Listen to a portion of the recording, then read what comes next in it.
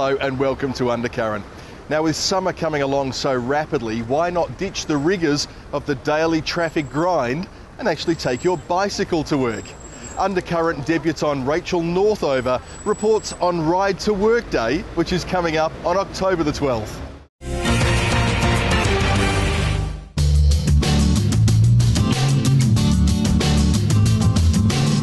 The Bicycling WA sees over 7,000 participants each year in Perth. With an escalating number of cyclists on the road each year, this is an event that attracts a range of interests, from the young to the elderly. We went undercover to see what the chairman, Paul Fittis, had in store along with two other participants. Ride to Work Day is a national initiative whereby a number of not-for-profit cycling organisations have come together to promote people riding their bike to work. We're focusing on that day, but we're hoping that we'll encourage more people to ride to work every day. We think the growth in Perth in terms of cycling is around about 4 to 5% a year compound, which is extraordinarily strong. And what we're also seeing in Perth is that many people, particularly within about 10 to 12 kilometres, are now considering cycling as an option for commuting to the city. So it's a changing nature. I think that it's a very exciting time, and of course infrastructure needs to keep up with these behavioural changes. I think it's become more acceptable now that people can ride their bikes, that it's not such a sport-orientated thing. You know, any person can just jump on their bike and go for a ride, and I think that's catching on now.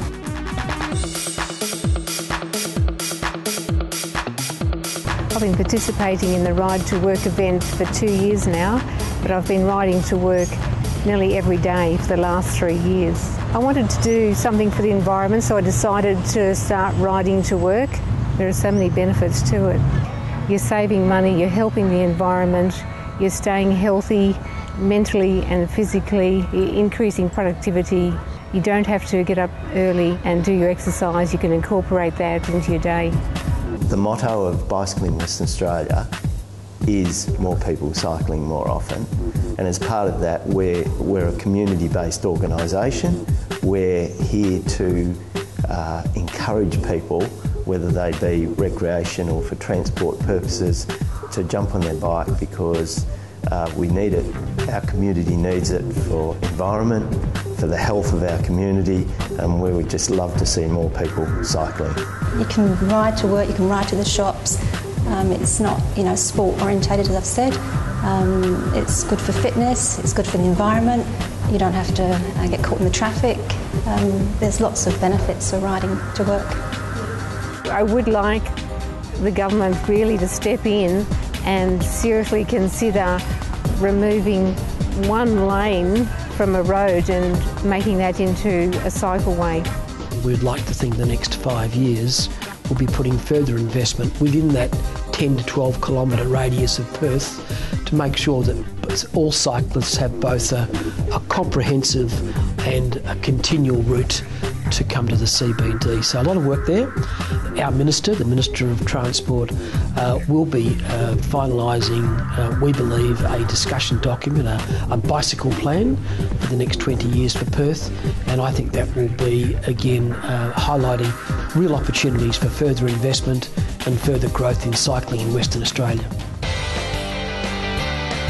If in fact you've half thought about riding your bike to work, I strongly encourage you to dust down the old bike, take a change of clothes with you, ride in, have great fun. You'll love the benefits that riding to work will actually give you. The event is held on Tuesday the 12th of October at the Perth Concert Hall, and it's sure one not to be missed. It's just a ride, it's just a ride. No need to run, no need to hide. It'll take you all around. Sometimes you're up, sometimes you're down. The information age has changed the way we do business and the way that we shop. With the increasing popularity of e-books and online magazines, what does this mean for the trade of ordinary high street bookshops? Here Here used to be a Boulder's bookshop. Now throughout Australia, 26 Boulder's bookshops has closed. What's happened to the book retail market? It seems to be declining, at least in the physical presence, and that's probably due to the obviously the internet and the convenience and Kindles and so forth. Plus, of course, there's the strong Australian dollar, which makes purchasing from international online booksellers such as Amazon much cheaper. Not only big stores are feeling the impact, some online sellers are struggling as well. My family and I started the Australian online bookshop back in 1995. At that time, it was the first actual full online bookshop in Australia. When we first started up, we competed very well with Amazon, and that was because the Australian dollar was low and postage costs from overseas were high, so it was always cheaper for people to buy in Australia than it was to buy overseas. This is our warehouse. I actually do a lot of my work, or almost all of my work at home, working in the home office. They do anything to do with the computers. I don't touch the computers. I have two people who help me with the wrapping, and I can do it any time I like. I can come along on the weekend and do some work, or I can do it in the afternoons, or I can do it in the morning, and then if we want to do something in the middle of the day, we can go off and do it, because we know that we're going to come back later and finish off the job. We don't have to we don't have a 9 to 5 sort of situation or anything like that. There's only one drawback there. If I want to buy a book, I like to be able to actually touch it and hold it. And with internet books, you can't do that, but my husband goes to a lot of trouble to write the blurb up and show the illustrations and describe the book so that, you almost feel as though you're actually touching it. We used to have lots of orders come from Japan, from schools in Japan. Great big, and I'd said several boxes. This was before the dollar went up. I think that there are a lot of pressures on the book industry generally at this time. And yes, there is a lot more competition than there was. And the big overseas online bookstores are probably taking a lot of Australian business away. It's gone down since the economy dropped. Sometimes we can have just so many, and other days we'll have very few. So what we're doing now is launching an e-book store, which we hope to have going in the next couple of months. We've been working on the e-books for a while now. We've been looking at e-books as a possibility for years, and I think that's one of the big problems that is the case with e-books now, is that a lot of people are buying them from overseas. So as with physical books, they don't sell many Australian books. What we want to do is to hook into having e-books of Australian titles. I think WA readers are starting to notice this e-book revolution. E-books have been a really big part of the global publishing market for at least 10 years. When we noticed what was happening in the international market, especially in the US, the e-book market in the US just took off some years ago. Australia followed pretty quickly in the footsteps of that.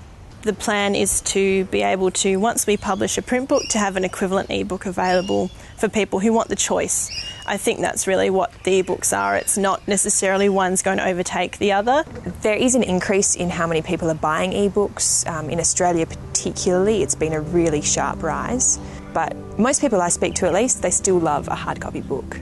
I think e-books and Kindles are, absolutely fantastic and get more people reading, but I still think there's a role for the hard copy book. Jing Zhang for Undercurrent.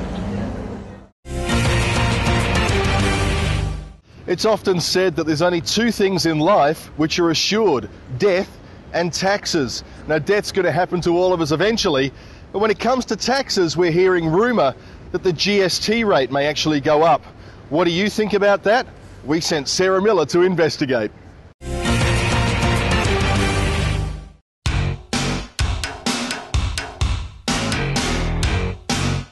A huge 20% increase to GST was set to be considered at this week's tax reform meeting. To find out what you think about this huge increase, we hit the streets of Perth. What do you think about a 20% increase to GST? To GST, I wouldn't like that. No. No, far too much. Yeah? Too much, yep. I wouldn't be very impressed. I wouldn't be happy. No? Yeah, no way.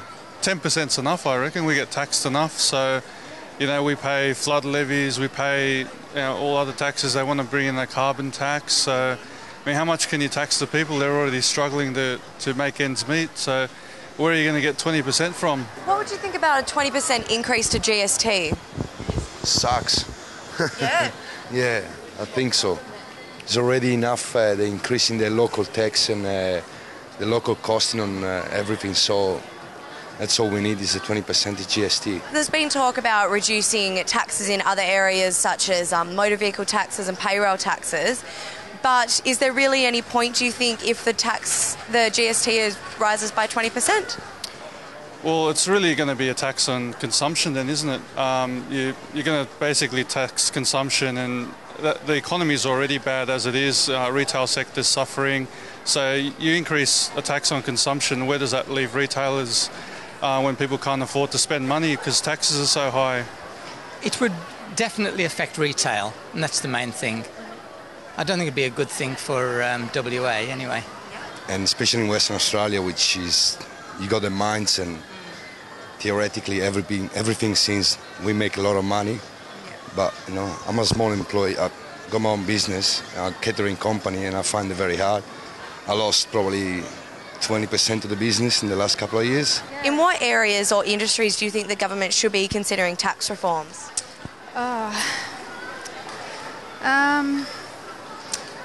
I think the government should really be concentrating on mostly, I guess, the health industry, hospitals, you know, trying to education as well. I think they should reform the mining tax. Yeah, and they should probably lessen income tax for people. Okay. So why do you think the mining tax? Because they earn obscene profits. Probably mining could pay more tax. I think the mining tax, some people have said it's a bad idea. I think it's a good idea. They're taking resources out of our land. We don't get those back, so they should give something back to the Australian people.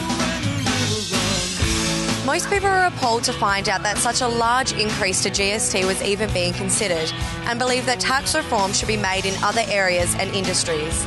I'm Sarah Miller, reporting for Undercurrent.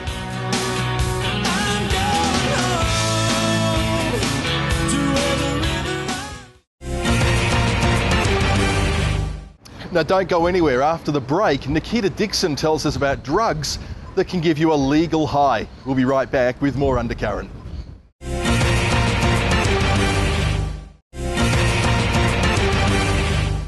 Welcome back to Undercurrent. Now these days, there's a way you can get high without having to break the law. There's a chain of stores around Australia now, some of them right here in Perth, where you can buy natural substances that are perfectly legal that will give you similar effects to illegal drugs. Nikita Dixon investigates.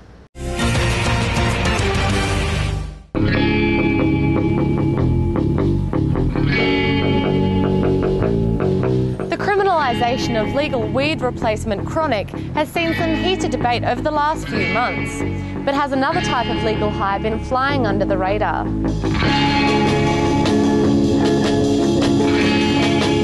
At a minimum of $25 a pop, herbal pills and potions are being sold legally online at festivals and expos and in franchises around Australia. There's a range of substances out there that people are consuming that can cause harm by their consumption. I couldn't believe what it does to you. We were sitting in the garage, there was a bunch of us sitting around the table, and I couldn't even move off the chair, and my housemate was like, "Are you all right?" If you don't know what's in a substance that you're going to be consuming, you've then got the choice as to whether you're going to consume it or not. And we know very well that there have been some adverse effects that have occurred to people. Eventually it got so intense that I went and hid in my room. I didn't sleep, and then at about 6 o'clock in the morning I started throwing up, and it was just like that for the rest of the day. There's not a lot of product disclosure on them, on those substances, in terms of what the ingredients are. So if you don't know what the ingredients are, then you really should be probably questioning whether or not you should be consuming the thing in the first place. It does warn you about side effects. I don't think it even says on there on the actual packet what it does. It just warns you.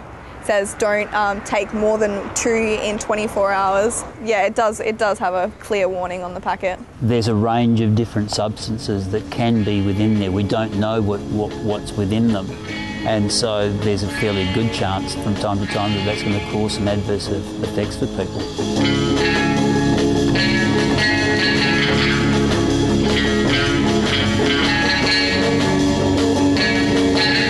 To get an idea of the effects these pills can have, we tested a small sample of products from Australian franchise Happy High Herbs. Our 3 testers tried herbal remedies Cherry Pop, Super G and Blue Lagoon.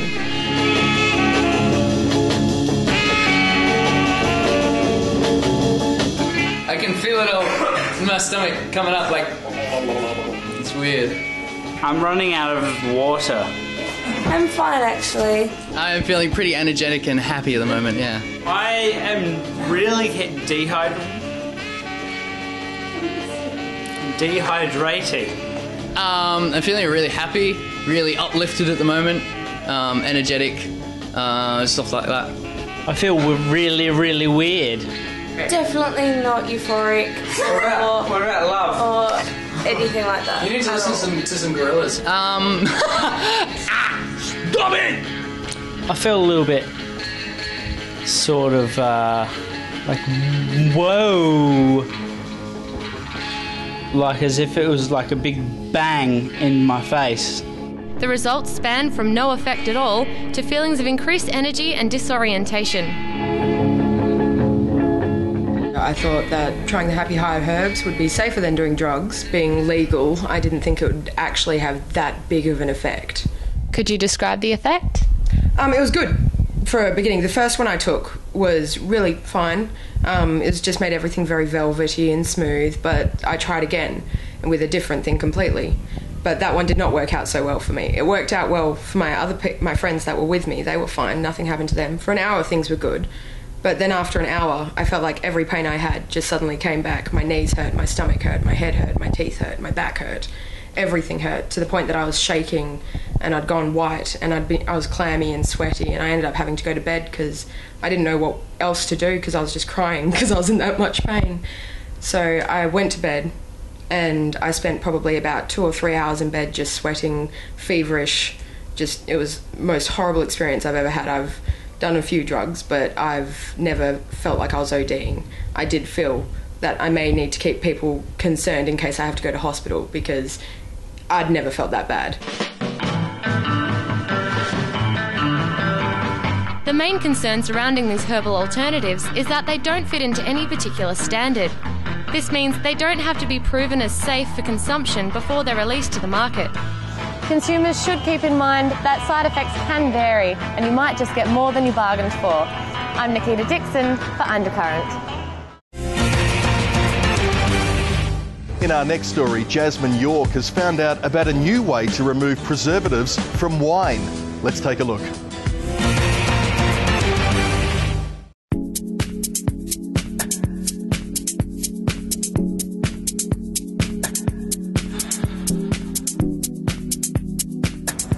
Preservatives in wine have been used for years.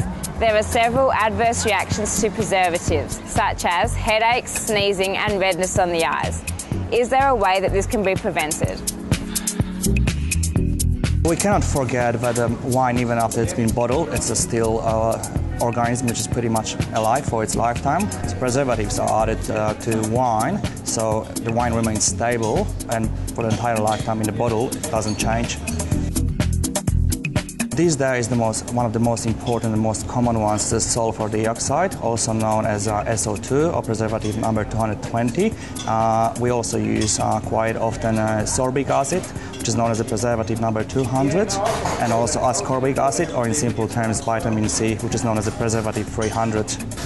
Preservatives are natural byproduct of fermentation, so we can never ever remove all of them. There will be always a certain percentage of especially sulfur dioxide staying in wine, which is very little. Yes, we can add what is called hydrogen peroxide, or H2O2, which is neutralizing sulfur dioxide in the wine. Pure wine, an invention by James Pennington, has allowed consumers to lower the preservatives in wine by adding a drop of hydrogen peroxide. James explains. Pure wine is a product that we have produced over a long period of time, which basically just removes the preservatives, or at least lowers the preservatives in wine. We can add a dilute form of hydrogen peroxide, which essentially combines with the sulphur dioxide gas that's in the wine and effectively removes it. I've been a winemaker for about 20 odd years, and one of the things we continually get exposed to is people who have adverse reactions to wine, whether it be instantly or perhaps the next day. Knowing that, and also knowing that there was a chemical process by which they could be removed, I guess I put the two things together and thought, well, there must be a way that we can allow the consumer to remove the chemicals by us doing the hard work, calibrating the amount that goes in it, and making sure it works effectively. Can you show us how it works? Yeah, sure. Simply, we grab, our product comes in a dropper bottle, and it has a special plug in it that calibrates the amount that comes out in each drop. So if you were to have just a simple glass of wine, you would pour 150 mils, which is a standard wine glass. You would then add 1 drop to that glass, and it effectively removes 90% of the preservatives. If you wanted to treat the bottle, that's fine as well, and we add 5 drops into one 750ml bottle of wine. I mean, it's been proven that people with certain allergies to solvents might react to them, and also asthmatics. They obviously are allergic to solvents, and that can create certain complications in terms of having headaches and being drowsy. The benefits are that you're not consuming fairly large quantities of preservative, and obviously if you suffer from a reaction to preservatives, it's excellent for you, for those people. We've had a lot of people who haven't drunk wine for years, and they've tried this and they're able to drink wine again. So we get a tremendous amount of feedback from those people, but also the hangover effect of drinking a few too many wines is greatly diminished, because there's no question that preservatives and alcohol contribute to the hangover effect. And by removing the preservatives, you're pretty much reducing a lot of the hangover effect. Preservatives will continue to be a major part of wine production, but for those who suffer allergies, pure wine can help minimise the reaction. Jasmine York for Undercurrent. This week, Nick Hayes catches up with the social media editor of the West Australian, Louise Burke, to find out how tools like Facebook and Twitter are being used in the media.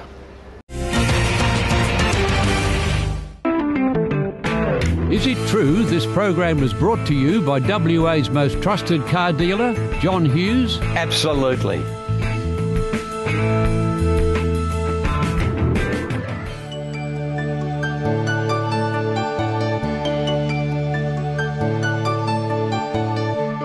Louise, thanks for joining Undercurrent. You're the social media editor at the West. Tell us a little bit about your role. Yeah, look, I cover all of the issues to do with social media and technology. I guess ranging from the big issues of our times down to the things that are going on in the local schools, like cyberbullying, and then also down to the, I guess, more light-hearted issues surrounding things like tweeting about your local football team or what people are liking on Facebook. What is it about this particular role? Why has the newspaper come out with a focus on social media? Look, the West Australian's actually been in that space for quite a while now. We've always, for a while now, we've had a Facebook page and a Twitter page. It's something that I think journalists and editors are very interested in, and I think that's been across the board, not just the West Australian obviously, but news outlets across around the world sort of discovering, I guess, the power of social media and what it can do for them. Why is this forum, why is this medium so vocal and so opinionated? I think that's actually just people. I think all people are like that. You listen to any talkback radio, or if you look at the letters pages of the West Australian, people want to have their say on the issues of the day. They want to be involved and be involved, I guess, in the decisions that are made about them by governments and other agencies. Social media, without doubt, I mean, it is instant, it is out there. How much of a role does it play now with journalists at the West Australian, and do you think other journalists around the country? Sure. Look, on a local level, we use it in a lot of ways. One of the key ways would be news gathering. So a lot of our journalists are on there and listening to people and talking to people in Perth, and that's one way of, I guess, gathering stories. Another way is that it's also a sounding board. It's a great way to ask people what they think about certain issues. And I guess the third way is for also distributing our product, I guess. Letting people know about the stories that we write, letting people know what's in the paper and who's in the paper, and also on our website, thewest.com.au.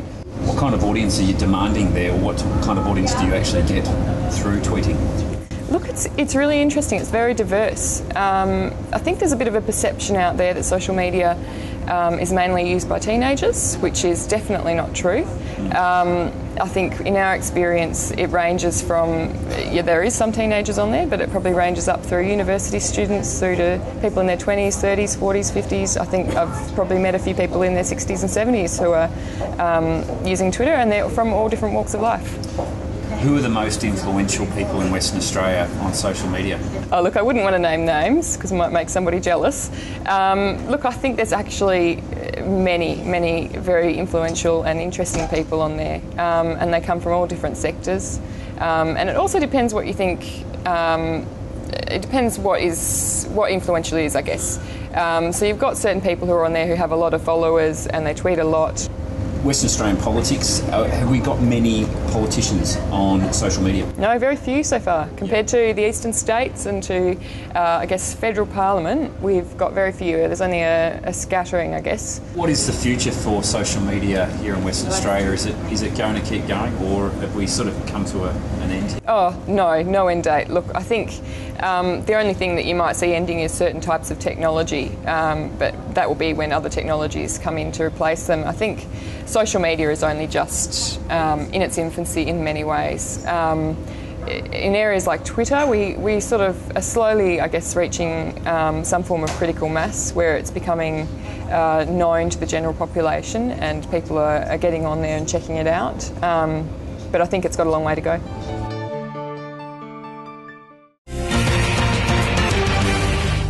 Well, that's it for another episode of Undercurrent. It's been great to have your company. If you've got any comments on anything you've seen tonight, check out our Facebook page. You can have your say there.